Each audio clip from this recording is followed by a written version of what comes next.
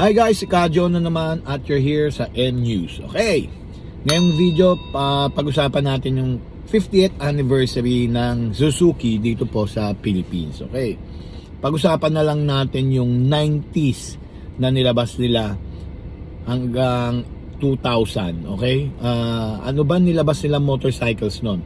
Noong 1994, nilabas yung Suzuki Crystal RC110.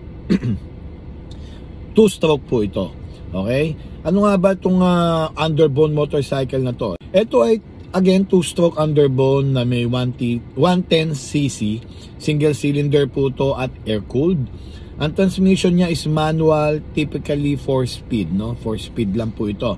Tapos, ito po ang first two-stroke underbone in the Philippines known to focus on speed and style. Okay, noong 1997 naman, nilabas nila yung Suzuki SS100 Frontier scooter. Okay, imported po to from Taiwan.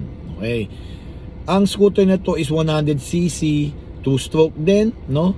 Tapos, ang engine po nito is scarce kasi shared po ito sa mga Suzuki model. Okay, yan po yung Suzuki SS100 noong 1997. 1988, Suzuki Swing, no? SC110 naman ang kanilang nilabas noong 98. And again, this is two-stroke underbone model naman. At ang Suzuki Swing po ay 110cc, single cylinder, air-cooled. At parehong-pareho po ang kanya pong makina ng Crystal.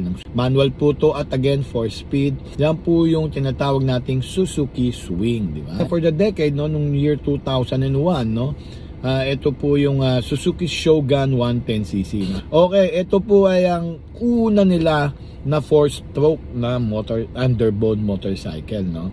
Ito po yung pinalit nila sa pag-market sa Suzuki Crystal, okay.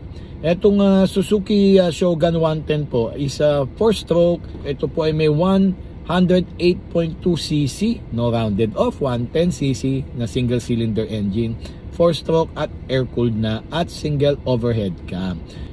Some sources said na nasa 14 horsepower po ito. 4-speed po ito, no, na manual na meron po siyang drum brake sa harap at likod, no? May later variants na nagkaroon na po ng front disc brake. It is the model for Suzuki na nagta-transition ng underbone nila for more fuel efficient, environment friendly 4-stroke engine. Okay, so okay, yun lang po for the decade. At abangan nyo po yung iba pa pong mga motorcycles na I will share with you sa 50th anniversary ng Suzuki. Okay, yun lang po. Maraming salamat sa panonood. Ako po ulit si Kadyo. See you guys sa next video.